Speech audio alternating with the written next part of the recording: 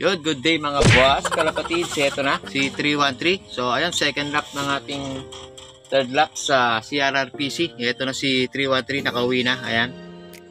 So, ayan, di natin na-videoan yung pag-uwi niya at saka yung pag-clock natin sa kanya. Ayan.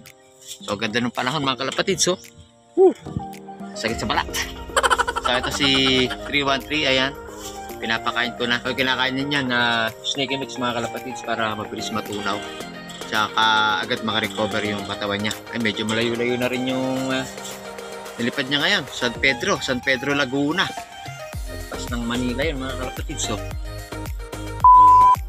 At bukas naman mga kalapatids, si Chun-Li naman yung ilalaban natin.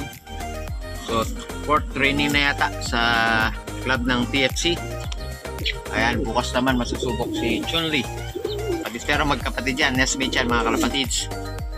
So ayan, sila lang yung natira sa mga warrior natin nung nakaraang laban dito sa North, sa club ng CRRPC. Ayan yung dalawang magkapatid na yan. Pero si 313, ayan, delivered natin sa South. Kaya ito, mas mabilis siya sa South kaysa sa North mga kalapatids. Ayan, yun natin. Ayan, kondisyon na yung mga kalapatids. At saka yung iba pa nating panlaban dito, ayan, yung black natin, saka yung isa pa dyan. Ito yung tatlong YB. So sa ano naman yan, pa-derby na yung tatlo na yan. So, sa S1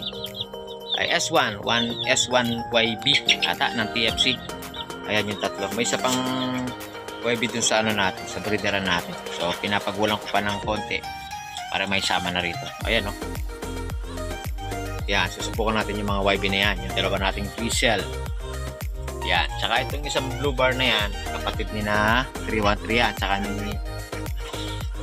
ni Chun-Li. So ano nila, pang second batch siya. First batch na Chun-Li second batch to. Tapos may kapatid sila ngayon, so nangitog na rin yung mga magulang nila. Ayun mga kalapatids, ayun, natatapos yung abangan natin ngayon. So di ko na videohan yung pagdating tsaka yung pagabang natin. So isang mabilisan lang na update na naman dito sa ating log. So please like, share, and subscribe mga kalapatids. Ingat!